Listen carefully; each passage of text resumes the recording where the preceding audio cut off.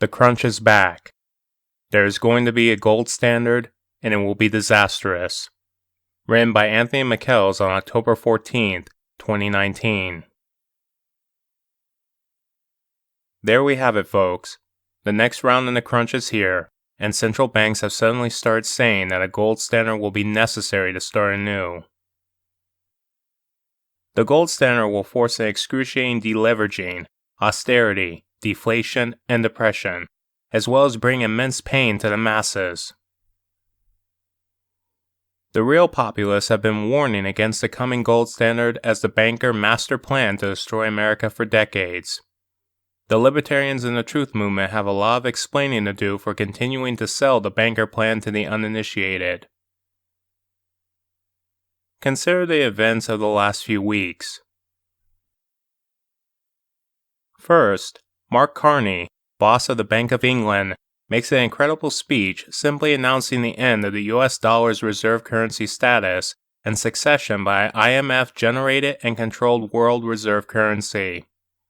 He went on to say the coming crisis would be used to facilitate the transition. Then 2 weeks ago, the Fed's repo rate suddenly spiked to 10%. It's supposed to be sitting at 0%. The banks weren't lending to each other. That's what caused the crisis. The Fed had to dole out $75 billion to get things under control.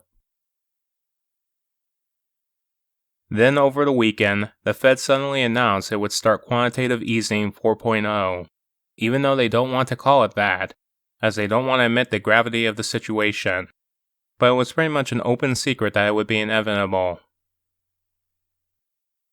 Now have a look at this graph, courtesy of David Jensen. This is a trend of M2 growth over the last few decades. As you can see, the money supply has stopped growing, while it needs to grow quite substantially to keep the interest charges payable. As a result, there is less and less money available in the real economy, and this is hammering economic activity. It is the result of the Fed's tightening policies, raising rates, and so-called tapering, taking the cash they injected to keep things going after the 2008 crash out of the economy again. As we can see, the results have been disastrous. We are now at 2008 levels of money growth, and a major crash is all but unavoidable and has already begun. Of course, this is not caused by incompetence. The Fed knows exactly what it has been doing, and many commentators have been pointing it out. Even Trump was on their case about it. In fact, it must have been quite unnerving for them to do it, while all the initiated saw it clear as day. On the other hand, the effects of this must not be overstated. It's over for the Fed. They will soon be replaced. They will get the blame for everything, and everybody will hate their guts, while the Fed's owners will have had its successor ready for a very long time now. The real managers and owners of the systems will, of course, remain the same.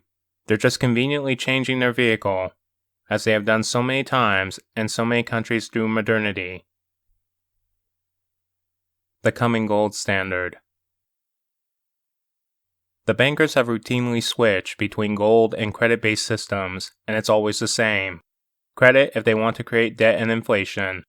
Gold standards when they want deflation and associated depression. They went with paper-based money in 1914 to finance the war. Their main man, Winston Churchill, reinstated the gold standard for the bankers in 1925. It duly led to a scarcity of money and a terrible crash.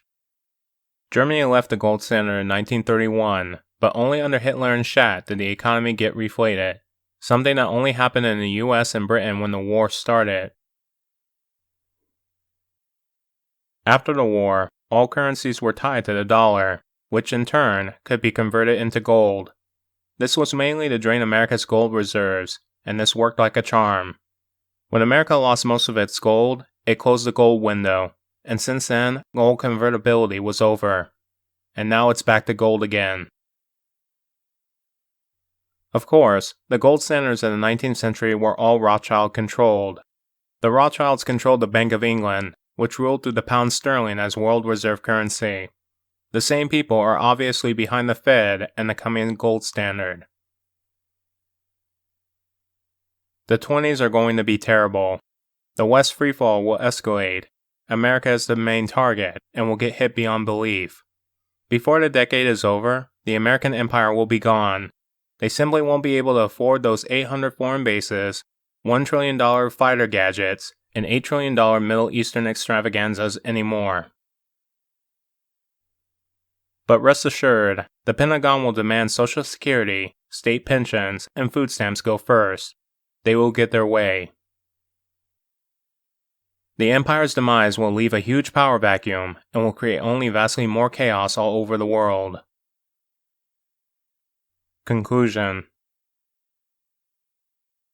This is the big one. We all know it had been coming. Mark Carney simply spelled it out and was kind enough to give a timetable. The West is facing destruction. It's all-out war against us by the money power. There will be huge confrontations between the peoples of the world and the elites. Nobody will be able to deny it anymore that we face an existential war against the plutocracy. We can't afford to be distracted by the losers, migrants for instance, anymore. The truth is that our owners have been preparing for centuries for this. They will have a few tricks up their sleeves. Doubt it not. It is going to be us, the peoples of the world, the working people, the normal people everywhere, or it's going to be the hyper-rich. There is no place for both of us. We can have a world where everybody does his bit and shares in the rewards, or we can have a few parasites marching all of us into debt slavery and annihilation. The sooner we make peace with this, the better it is. Because it is the truth, and things have been really out of control for way too long already.